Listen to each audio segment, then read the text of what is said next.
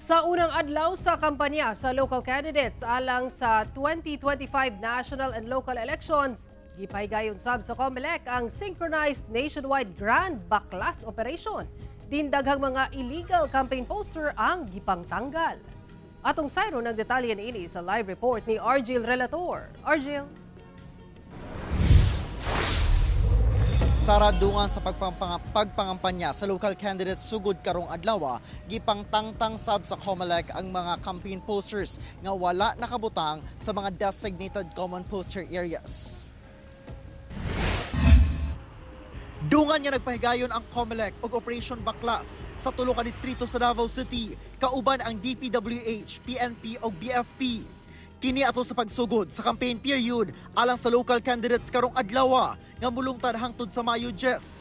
Sa 1st District, gilibot ang Matina Crossing, Ecoland, Quimpo Boulevard ug Quezon Boulevard. Usa-usay pangtanggal ang mga poster nga wala sa designated common poster areas. Sagad ipangkabit sa mga poste sa kuryente o punuan sa kahoy. Pag-abot sa COMELEC office, tataw ang kadaghan sa mga campaign poster. Sa mga kural nga walay pagtugot sa mga tagiya. Kasi nakita namo dito, napagay nakabutang post Nobel. Sa Cotabato City, miabot sa duha ka dump truck ang gipangtanggal nga campaign posters nga gipaskil sa dili designated common poster areas gikan sa 37 ka mga barangay sa maong syudad.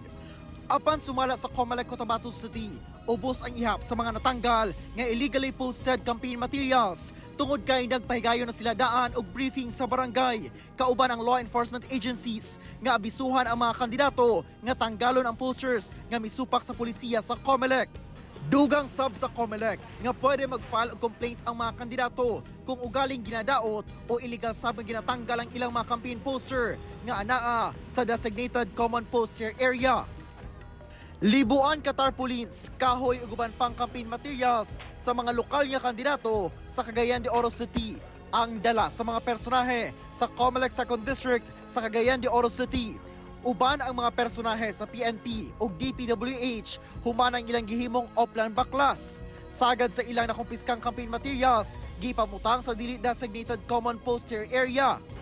Gabato na to ni kay na may mga illegal gyud nga mga election paraphernalias, mga tarpaulin sa candidates na naa sa mga kahoy, nasa highway, nasa mga poste, electric post nagibitay. So dili man na mo yung mga common poster areas, dapat dito ra sila sa ato common poster areas. Sa 1st District sa Cagayan de Oro City, pinaspasay sab ang pagbaklas sa illegal campaign material. Nagsugod na sab ang COMELEC sa pagmonitor sa mga posibleng illegal nga himuon sa mga magpapili. Sa Misamis Occidental, nagsugod na sab sa pagbaklas og campaign materials nga anaa gipanghimutang sa mga lugar nga wala gitugot sa COMELEC.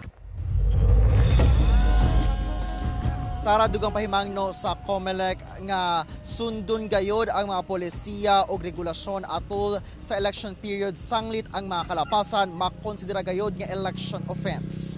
Sara. Okay, daghang salamat Argil Relator.